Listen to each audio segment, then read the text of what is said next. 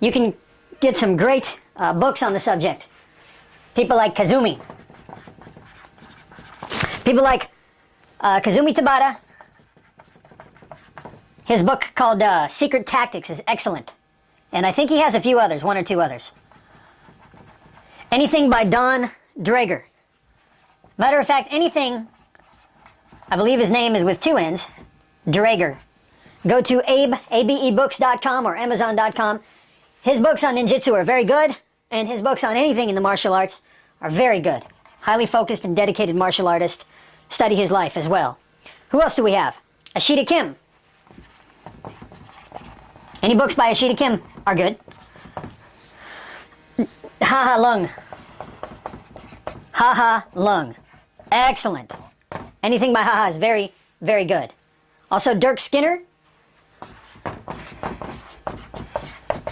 I think it's called Secrets of the Street Ninja. These are excellent resources on studying this further. Now,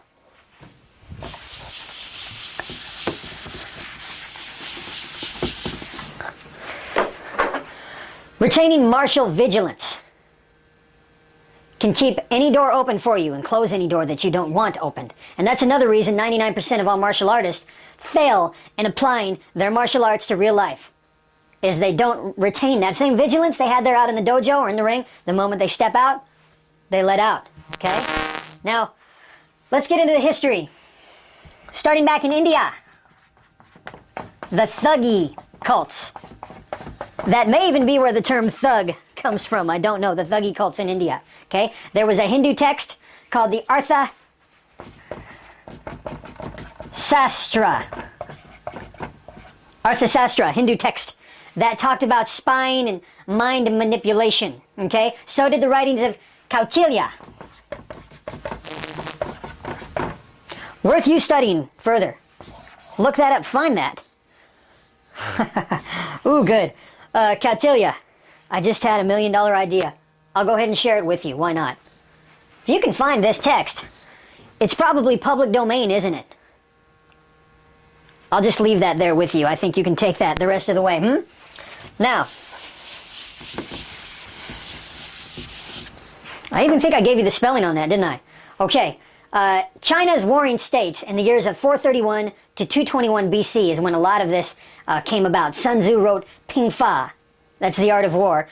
You had the Moshu Narin, who were the Chinese assassins. Now, Sun Tzu, by now, you know who that is. You've heard of the art of war. I think Ping Fa is in Chinese, art of war. That's a must, okay? Every home, every intelligent home should have that. Read it and understand it.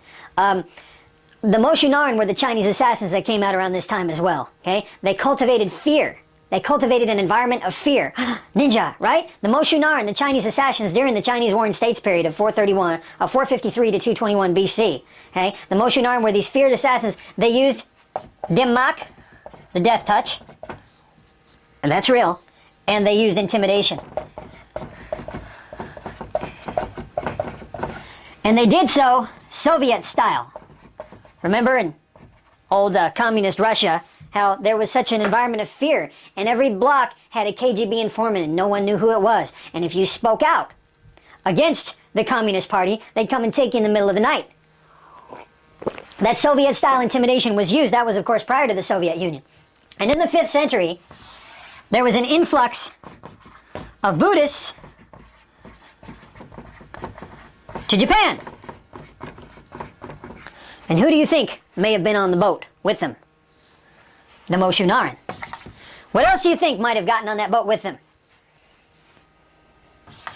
The Art of War, and other writings by the strategic masters like Tu Mu or Wu Qi. Wu Qi said, "One man willing to throw his life away is enough to terrorize 1,000. One man willing to throw his life away is enough to terrorize 1,000. Look at the 9/11 bombers. Suicide, kamikaze. Look at the kamikaze pilots. World War II, the Japanese who were said to have welded themselves into their seats and dive bomb. And we were in trouble in that war. Had we not invented the nuke to save our butts, we might all be speaking Japanese now, Very formidable adversaries. And Bruce Lee talked about that too. He said, lay your life at the feet of your opponent. Now that didn't mean foolishly laying your life down and being a martyr. What it meant was that you let go of your attachment to life. You're no longer attached, you no longer fear life and death. That makes you a very formidable opponent.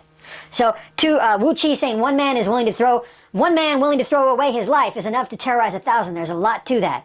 When Bruce Lee said lay your life at the feet of your opponent, he was saying the same thing.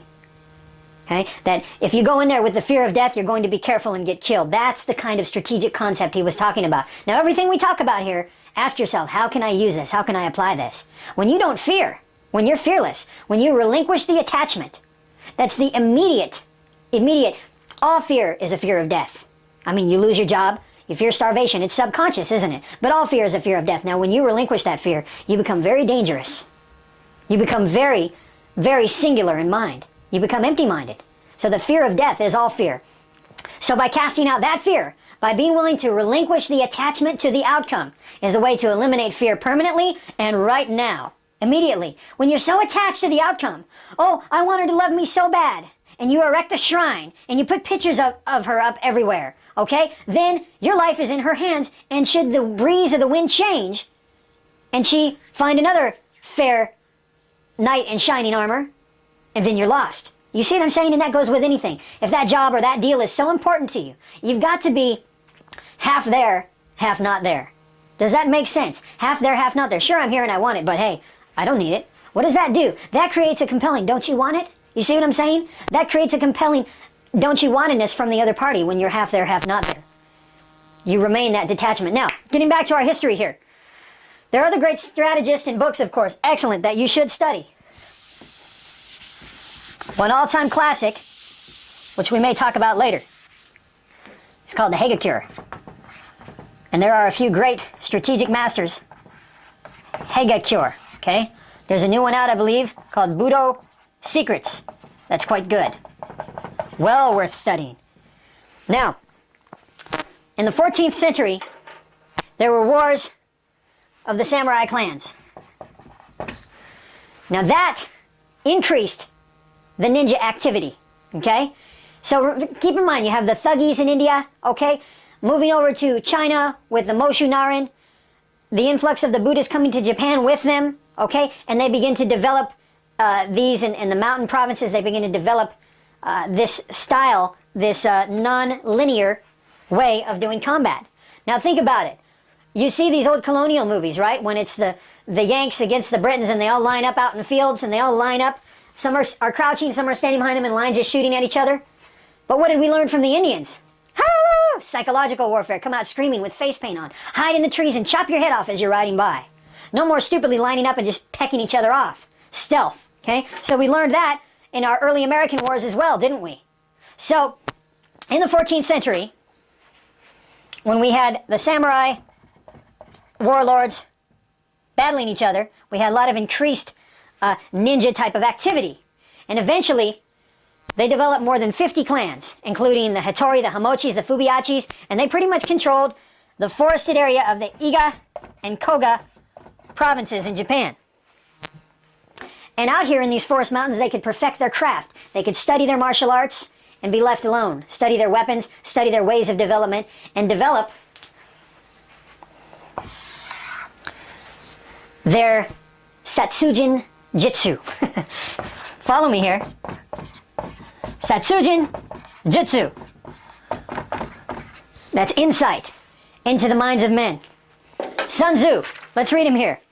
He said, ethereal and subtle, the master strategist passes by without leaving a trace.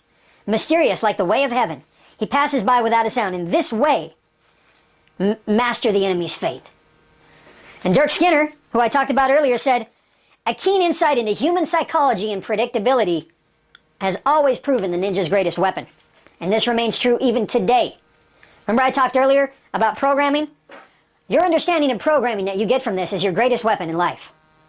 Understand that. That's very important. Okay? Now when you look, they were in the Iga and Koga provinces in Japan, in the forest, to be left alone to study their art and to perfect themselves. Okay? That's actually, you get the origin of martial arts that way. And the samurai overlords wouldn't allow you to practice martial arts.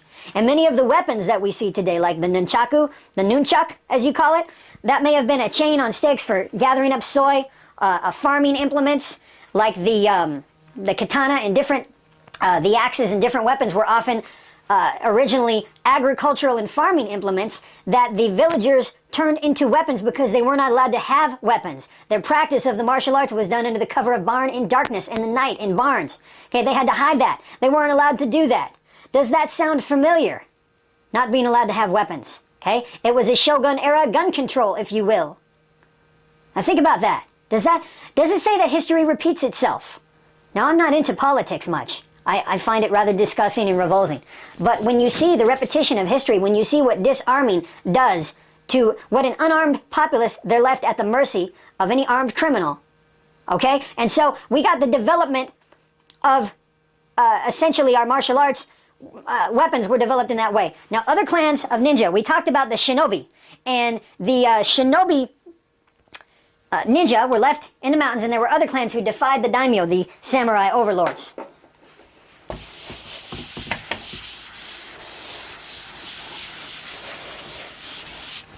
So we had the shinobi in the mountains doing their thing, shinobi ninja. And we had the rebel clans elsewhere. So what happened? In the mid-1500s, the shogun Nobunaga and his generals, Tokugawa and Toyotomi, wiped out both clans. The shinobi would have probably left them alone. But in 1581, they invaded Iga and slaughtered the shinobi. Okay? And they went and hunted down and killed the leaders. Some of them escaped to Buddhist camps, many to the Ki province. K-I-I. Okay? This is your history. Now, shortly after, Nobunaga was assassinated by one of his own, Daimyo Akechi. Okay? And Toyotomi took power in 1590 and united all of Japan under his power. Keep in mind that Toyotomi was a commoner. Isn't that amazing? Isn't that something coming from nothing to something? Remember I talked about that earlier? It's amazing. You never know how one man can change the world. Due to the centralization of government under Toyotomi, of course, a lot of the ninja became more covert because now you had organized military and law enforcement becoming much larger. Now, many ninja evolved into criminal factions, the Yakuza and other organizations. Some actually became police, which became Japanese. The Japanese military had the Kenpaitai. And they were known as a thought control bureau. Pretty scary, huh? And in 1911, we had the Toko, the National Thought Police of Japan, which lasted through till World War II. Pretty scary, huh? So anyway, getting back to history, in the 17th century, Tokugawa took over Toyotomi's reign and made it punishable by death to even say the word ninja. Why? Because the ninja disregarded the rules of society. So they challenged that tight Japanese social structure. You know, there's a very tight formula. You're either born a peasant, born into nobility. There are rules and order. A society of order was very threatened by the ninja. Okay? They use your lust, they use your fear, and they use your inner superstition against you. And that wasn't conventional warfare like a samurai where we'll come out and meet face to face, we'll bow and we'll fight. It was very covert, and that was a threat. So to even say the word ninja was punishable by death in the 17th century under Tokugawa. This is your history. Now we'll move on to the actual schools, tactics, ninja mind control itself. I'll see you on the next DVD.